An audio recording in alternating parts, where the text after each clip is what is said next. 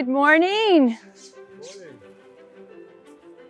May I welcome you to my grave site, which is not marked by any headstone.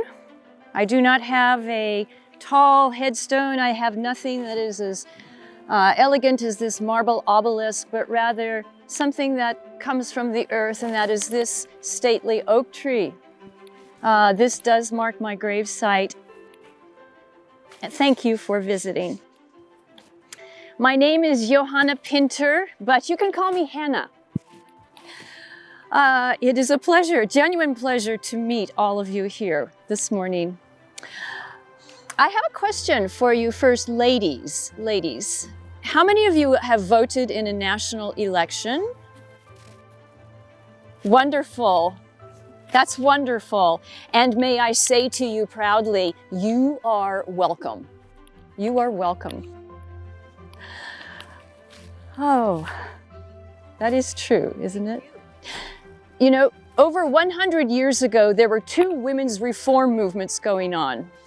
The women's suffrage movement and the women's rights movement, both of which were championing social and economic change for women.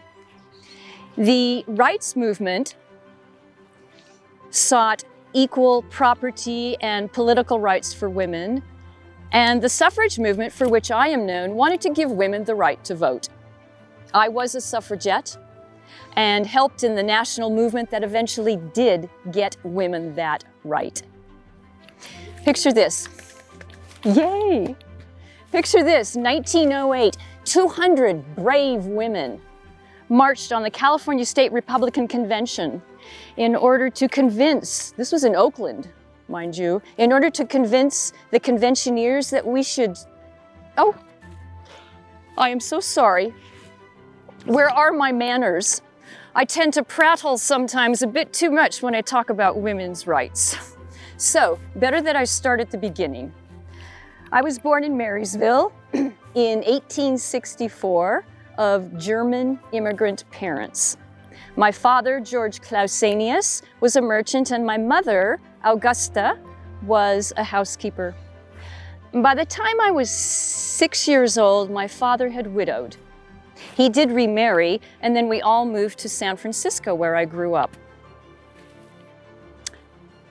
I had a gift for music and actually gave music lessons for a while. I was quite well read and pretty street smart, as they would say.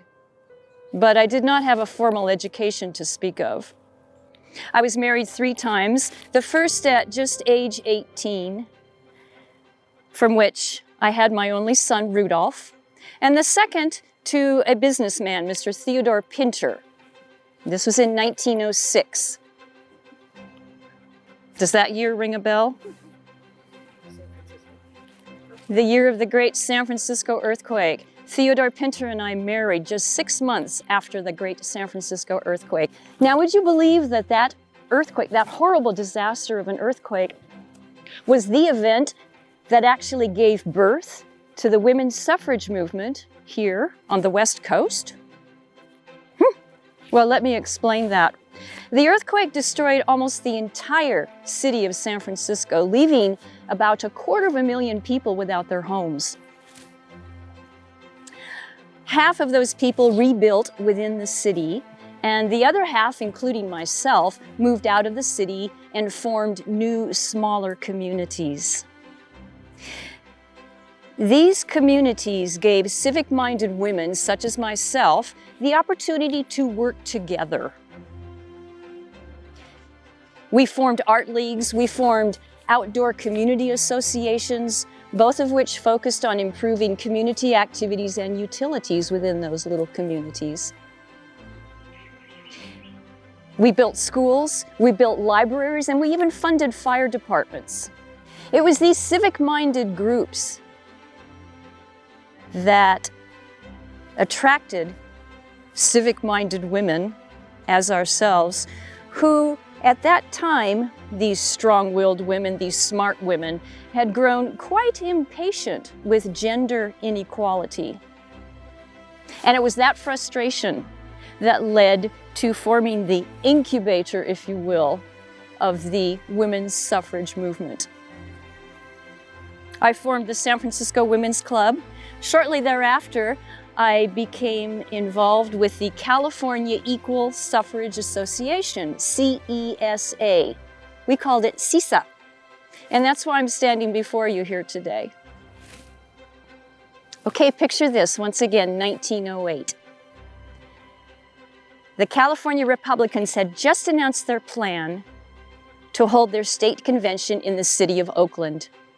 Well, we leaders of CISA figured that these men needed some serious encouragement in order to support a constitutional amendment to give women the right to vote. So, what did we do? We planned a march, and march we did on that cigar-chomping political confab in order to convince those men of the wisdom of our rights. And our plan got a lot of attention, too. Oh, yes, there had been the prior year, there had been another suffrage march in London, but a women's march here in America? Unheard of. The newspapers predicted that we would be a violent, angry mob of militants. But the only thing that these men needed to fear was the strength of our convictions and our yellow badges declaring votes for women. Well, our march was orderly, our march was dignified. The San Francisco Chronicle newspaper the following morning had a picture of me on the front page leading the parade, waving on high the blue silk CISA banner that I had sewn. 200 determined-looking suffragettes parading behind me. We marched for over a mile, side by side and in close formation, in order to give the image of a seriousness and an organization to our growing movement. Well, once we arrived at the convention hall, we took over practically the entire second floor gallery seating. We waved our CISA banner on high over the heads of the statesmen down below. And then, after numerous patronizing meetings with the conventioneers, we learned that they would refuse to place the suffrage amendment on their platform. Was this a failure? Well, we did make a strong impression on those men and on all of America. I spent my life working with the suffragettes, but understand that not all of my work went toward trying to give women the right to vote. I also gave women a strength. I gave women the encouragement to look within themselves and to realize that they no longer had to sit quietly and ladylike. No. I sometimes compare our little march to the great San Francisco earthquake because both shook things up. Societal norms were destroyed.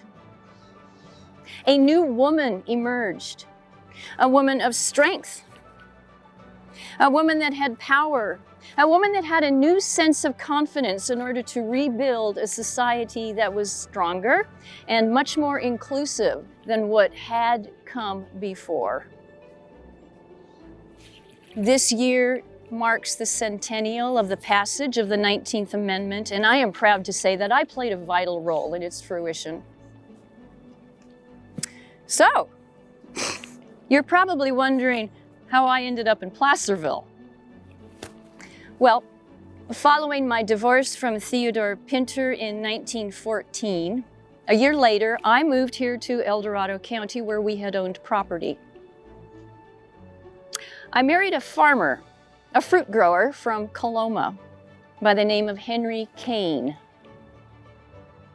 Henry and I lived in Coloma and in the little town of El Dorado while I taught music lessons, piano actually, here in Placerville, and became involved with the Marguerite Parlor of the Native Daughters of the Golden West, until I died in 1938 at the age of 74.